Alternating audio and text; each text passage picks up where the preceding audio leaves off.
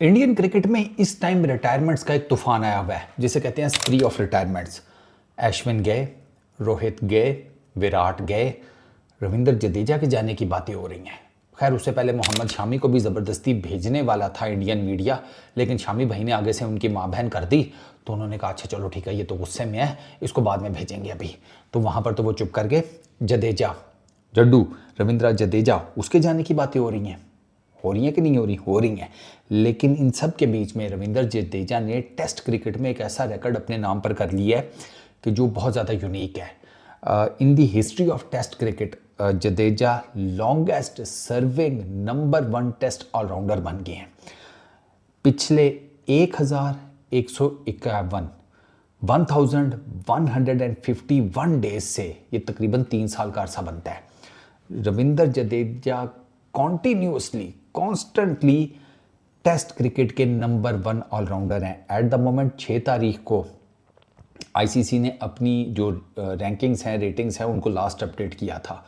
Jadeja 400 ratings के साथ top पर थे, नंबर 1 टेस्ट ऑलराउंडर, ठीक है। और वो सारा मिला मिलू के वो डेज और ये तो टोटल नंबर ऑफ डेज बनते हैं 1151।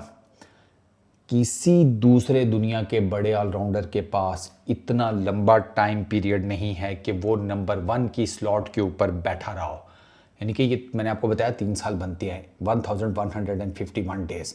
पिछले इन 3 सालों में जडेजा ने with the ball with the bat अपनी फील्डिंग के साथ टीम इंडिया को, जिसे कहते हैं ना, अपनी बेस्ट कैपेबिलिटी और कैपेसिटी के साथ सर्व किया है। पिछले 3 सालों में मैं आपको बताता हूँ, जैसे 2024 में 18 इनिंग्स में 527 रन हैं जडेजा के, बैटिंग एवरेज 29.27, 1 सेंचुरी, 3 50s।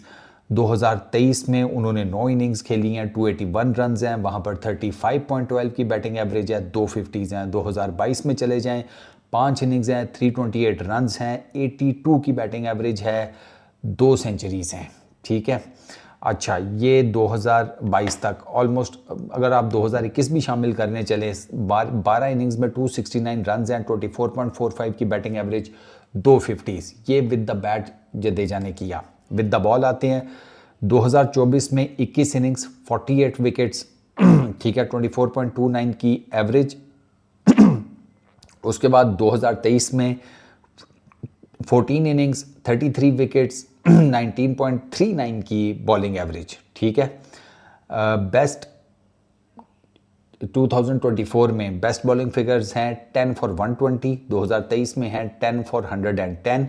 2022 में आ जाएं, 6 इनिंग्स, 10 विकेट्स, 21.50 की बॉलिंग एवरेज, बेस्ट 9 फॉर 87। 2021 में आ जाए, 12 innings, 16 wickets, 5 for 97, best performance 29.75 की बॉलिंग एवरेज। पिछले यानी कि 3 सालों में जडेजा के जो 5 विकेट्स हॉल हैं वो हैं 3, 2, 5 और 1, 6 5 विकेट्स हॉल हैं, 2 10 विकेट्स हॉल हैं जडेजा के। जॉक कैलिस भी रहे, कपिल देव भी रहे, इमरान खान भी रहे, शॉन पोलक भी, there are so many other allrounders, ठीक है। लेकिन किसी को भी इतना लंबा टेन्योर नहीं मिला as allrounder, top allrounder. Jadeja ने with the bat and with the ball हर तरह से, जिसे कहते हैं ना, सर्व किया। बांग्लादेश के Mehdi Hasan Miraz by the way 2nd number के ऊपर है, और मार्को जेनसन साउथ अफ्रीका के, वो 3रे नंबर के ऊपर हैं। अब जहाँ पर एक तरफ जडेजा ये इस तरह के रिकॉर्ड्स बना रहे हैं, टॉप परफॉर्मेंस दे रहे हैं, उसी के बीच में उनकी रिटायरमेंट की खबरें भी चल रही हैं।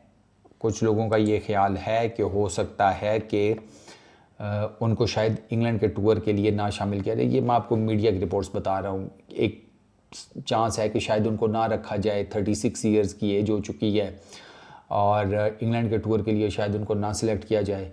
फिर खबर ये भी है कि हो सकता है कि इंग्लैंड के टूर के लिए सिलेक्ट कर लिया जाए और उसके बाद वो रिटायरमेंट का अनाउंस कर दें। तो जडेजा से related there is so much going on, और फिटनेस उसकी आपके सामने है।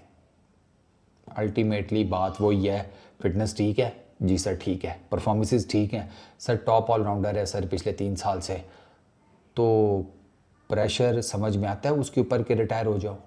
नहीं, इतनी सी बात है। इस वीडियो में इतना ही। अपना बहुत ख्याल रखना, नेक्स्ट वीडियो में मुलाकात होगी। Peace out.